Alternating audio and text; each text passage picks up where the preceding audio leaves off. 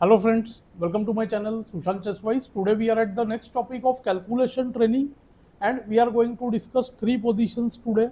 As usual, we are taking positions of somewhat higher level and I am changing the theme.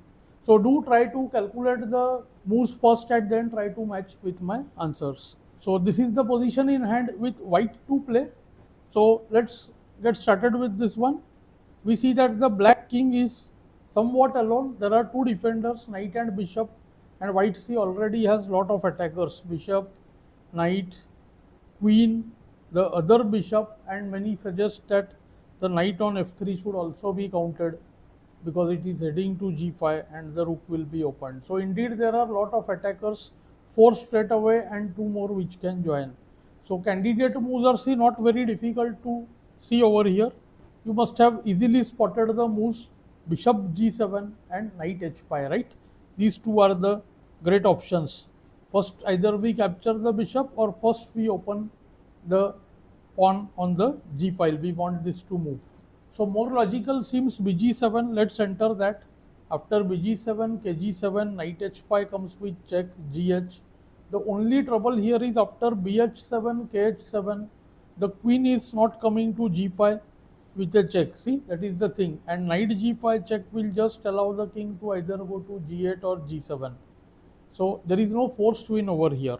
So white decides to try to change the move order and see what works for him, whether this is good. See, nh5 he went with gh. Now see, firstly bh6, queen h6 loses on the spot. If gh, then qh7 mates. So he is compelled to take gh, and now see, we will first do bh7. Why? We want the king on g7 at the end. This is the difference in both the move orders. Now after kg7, qg5 check, queen joins with check, kh7. Do try to calculate from here. It's a forced mate in 4 moves. So qh5 check, kg7, knight g5. You can see f7 is really weak, h7 is weak. So comes c, either rook h8, but it leads to a mate in 2 after rook f7, kg8, qg6 mate, or rather the only move f5.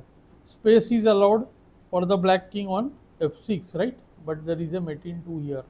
qh7 check, kf6, knight e4, checkmate. Let's go to the next one. This is the next position with black to play.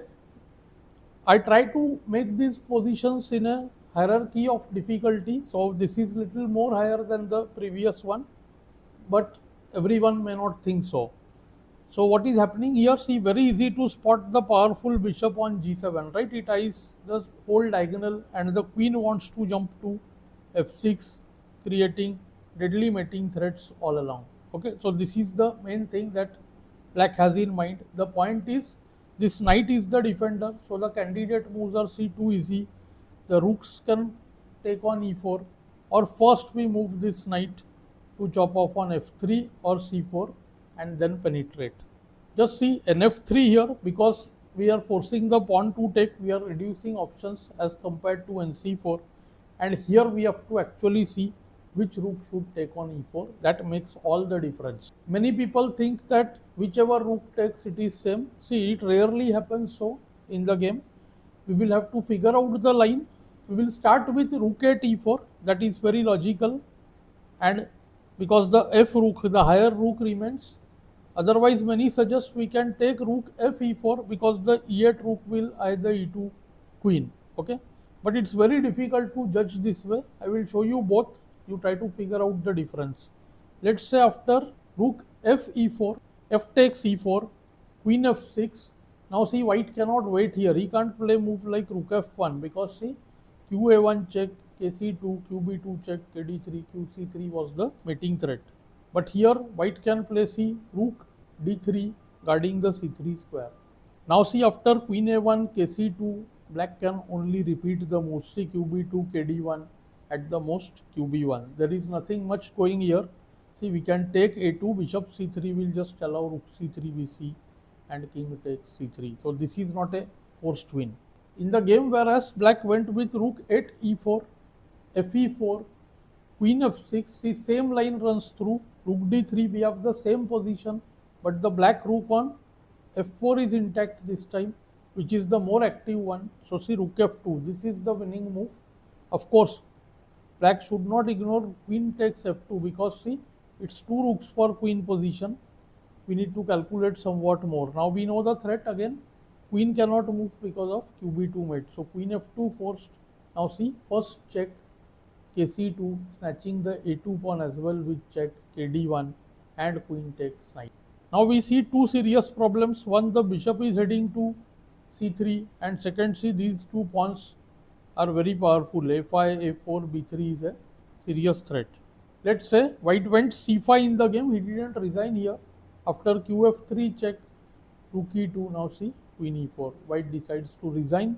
He is about to lose much more now. If rook d2, see, you can check qb1 mates. If the rook goes to b3, then see we can do dc5, and see black is just winning. Now we have the a pawn running down the board. So let's go to the third one now. So this is our third position. Many feel that this position should be easy, right? Black has so many attackers straight away. The knight is f2, there is knight jumping to g3, the rook is eyeing the f file, bishop can attack h3, queen is already eyeing h2. See, so much going on, so many attackers. But see, white also has some defense going on. Bishop eyeing e3, knight eyeing f3, bishop on g2 is present. So you can see how the board got messed up with the arrows, yeah, because so much is happening. Of course, we have various candidate moves here. Okay, main thing is that black needs to look at three moves.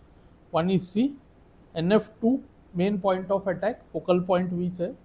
Second is see knight g3 check, another point of attack, and the move f3, which will open the diagonal, okay, for the queen to enter h2.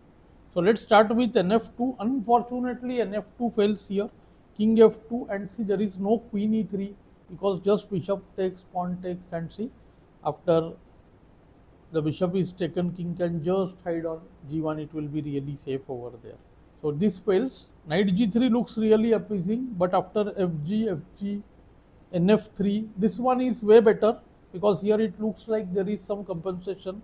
Let's say bg4, we can destroy on f3, play nf4 and so on. But see, still there is no force mate. White can try to guard f3. Soon maybe he can use the move qd6 like in the game.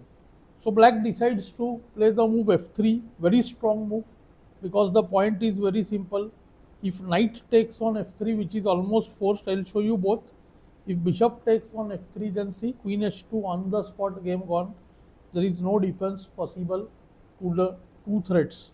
Queen eyes f2 and queen eyes g1. So bg2 just allows qg1 or even rook f2 mate. So of course, white went nf3 here, and now see there comes queen g3. This is the stunning move. f2 was attacked and white has to play the move be3.